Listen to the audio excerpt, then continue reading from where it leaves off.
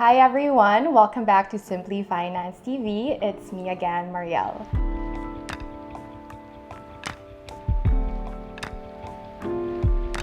So today we have another amazing guest. She is the Senior Vice President of e-commerce for Kumu, the fastest growing social media app in the Philippines. And she's also actually my best friend. Let's all say hi to Sambie Tung. Hi, Sambie. Hey, Marielle.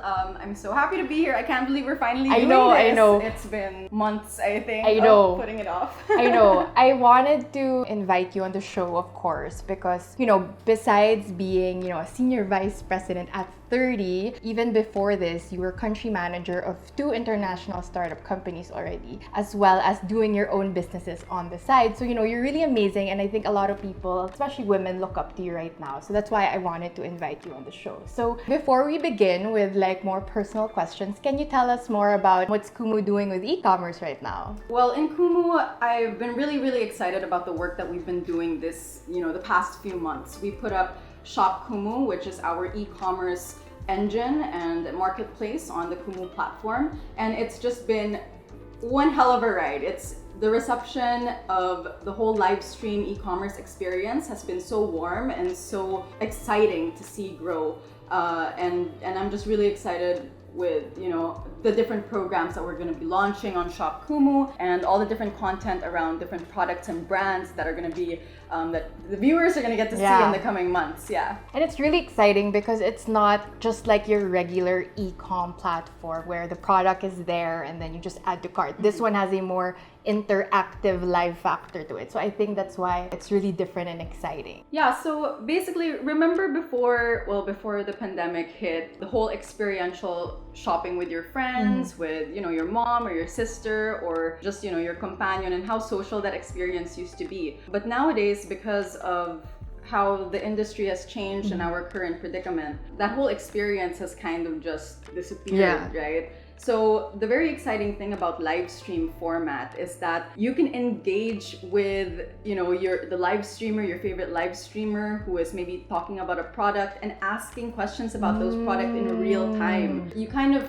emulate that same kind of social experience still, but via the live stream and via the digital format. Which makes it more fun. Yeah, it's super fun. So guys, check it out. Go to Kumu, okay? Right now, as you said, we are still in a weird time. We're still in this predicament. Yeah. And I'm sure a lot of people are already thinking of how to make money from home. So what are your tips for people who want to get into the digital space or maybe want to try e-com? What are your tips for newbies? Well, I guess my biggest tip right now is really just for everybody to keep an open mind, to keep their eyes out for different opportunities, not to be afraid to test the waters with different ways to engage business and to engage their customers or their clients, because I feel like we're at the world now where we definitely have to dive deeper into digital. And so by just doing your research, keeping an open mind, and then testing and experimenting on different platforms that might work for your business, that's probably my biggest advice. Because given our current situation, I think that innovation and just constantly keeping up with the technology is very much necessary nowadays. Yeah. You're gonna be too left behind if you don't go digital nowadays, exactly. Right? So going back a bit, I've mentioned earlier you were country manager of 2 startup companies prior to Kumu, and you got those positions in your 20s, and now you're a senior vice president of Kumu. A lot of our viewers probably are working right now, and we're really inspired that you got to this point early. What do you think got you to this level? Like, what empowers you? Well, I think for me it really was about just beating to my own truth, kind of hustling, but still keeping very true to myself. Even before I even got into the tech industry, I was very passionate about fitness.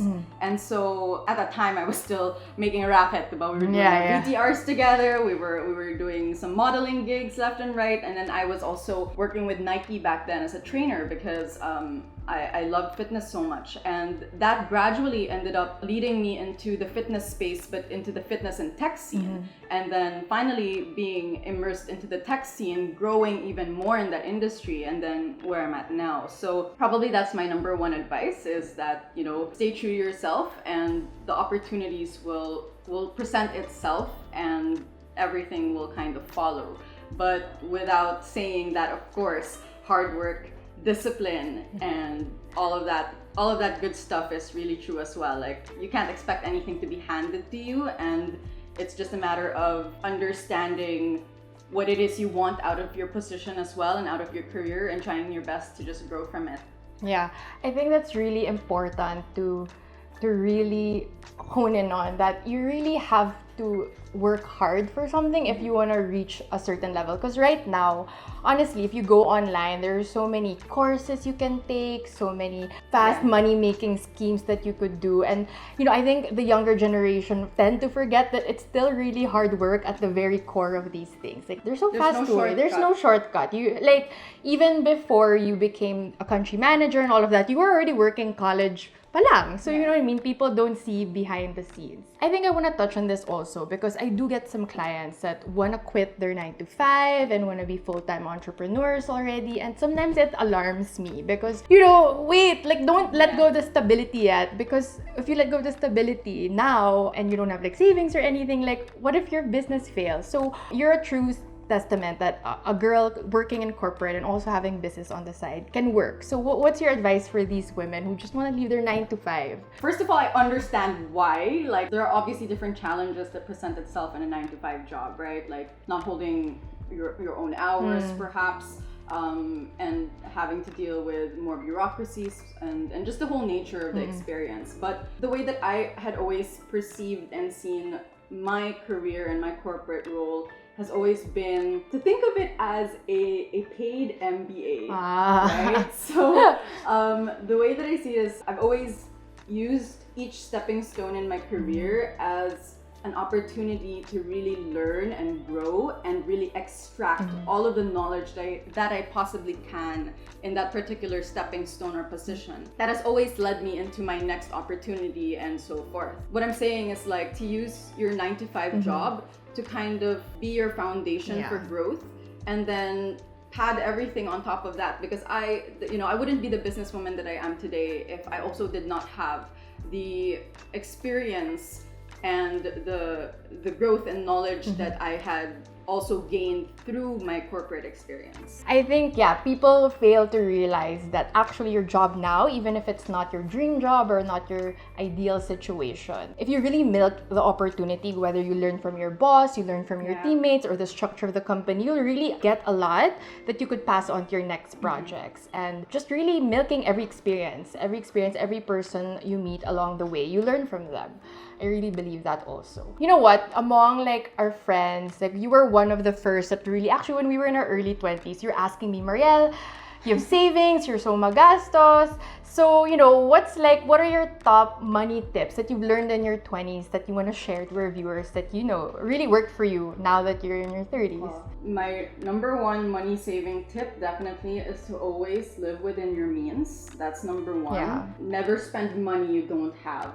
So I've always kept that very close to my chest because I'm afraid. I'm afraid that all of the money that I worked hard for will just disappear. And so I'm very much self-aware when it comes to that. I also think that it's very important to save your money for a rainy day. I mean, I think that prior to the pandemic, perhaps savings for a rainy day might not have been at the forefront for a lot of people, but now it is. Now it really should. Yeah, it hurts. Really is, it hurts to think. Yeah, it should be. So, yeah, just those two things.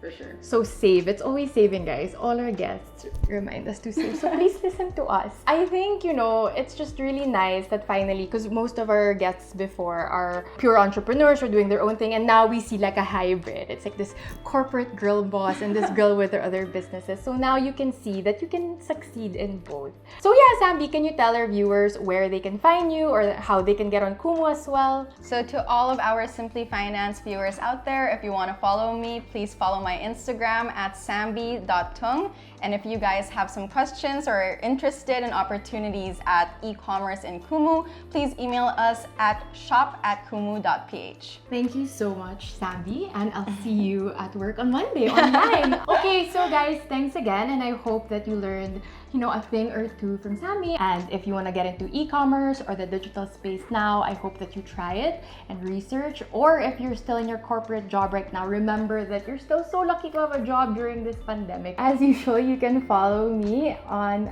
Instagram at simplyfinanceph or book your free discovery call at simplyfinanceph.com. And I'll see you on the next episode. Bye!